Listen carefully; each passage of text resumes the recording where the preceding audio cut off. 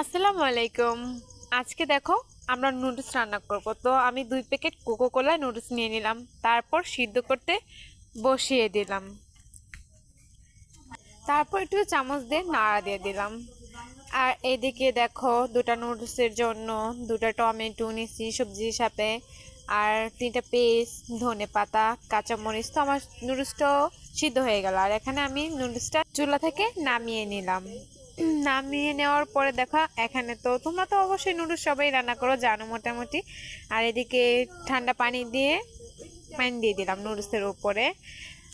তারপরে দেখো নুডলসের জন্য দুটা ডিম, তারপরে নুডলসের যে মশলাটা থাকে ওইটা, আর এখানে একটা মানে টমেটো পেস্ট নিয়ে নিলাম, অরিজিনাল যেটা টমেটো পেস্ট ওইটা আমার কাছে। আর এখানে আমি সব কিছু ভালো করে কেটে নিলাম। তারপরে দেখো একটা কড়াই নিয়ে নিলাম, তারপরে ওই কড়ার মধ্যে তেল দিয়ে দিলাম। এখন দিয়ে দিচ্ছি পেঁয়াজ, কাঁচামরিচ, এগুলা দিয়ে ভালো করে একটু নাড়াচাড়া করে দেবো আর কি। ভালো করে নাড়াচাড়া করে দেওয়ার পরে এখানে মানে এখানে দিয়ে দেবো আমি সামান্য একটু মনে করো লবণ। দেখো এখানে লবণটা দেওয়ার পর ভালো করে নেড়ে নিব। তোমাদের অনুযায়ী তোমরা তো লবণটা দিয়ে দিবে। আর এখানে যখন একটু পেস্টটা ভাজা ভাজা হয়ে আসবে তখন আমি টমেটোগুলো দিয়ে দিব। কারণ আগে দিলে তো মনে করো টমেটো থেকে তো একটা পানি ছাড়ে, তো ওইটা পানি হয়ে যায়, তাই পরে দেওয়া ভালো। এখানে আমি টমেটোগুলো একটু পরে অ্যাড করে দিলাম। তারপরে এখানে টমেটো যখন একটু সিদ্ধ হয়ে গেলো তখন একটু হলুদ গুঁড়ো দিয়ে দিলাম। কারণ কোকো কোলা নুডলস তো এমনি সাদা সাদা, তো সাদা দেখতে তেমন একটা ভালো লাগে না, তাই আমি একটু কালারের জন্য হলুদ গুঁড়ো দিয়ে দিলাম। আর এখানে এখানে আমি দুটা ডিম দিয়ে দিলাম। তো এখন আমি ডিমগুলো ভালো করে গুটায় নিব।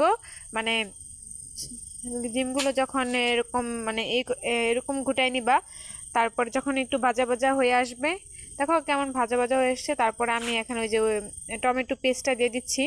তো এখানে যেহেতু আমি টমেটো অ্যাড করেছি সবজি হিসাবে, তো টমেটো পেস্টটা একটু কমিয়ে দিবা।